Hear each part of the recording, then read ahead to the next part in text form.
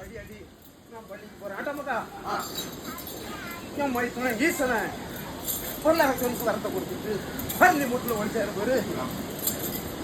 ஆமாண்ணே சங்காரந்தி எதுக்குன்னா சக்தி மொழி வடிவம் கொண்டு கடற்கரையில வச்சு சங்காரம் பண்ண பெருமாக்கா. அது ஒரு அடி அடியா பார்ப்போம்.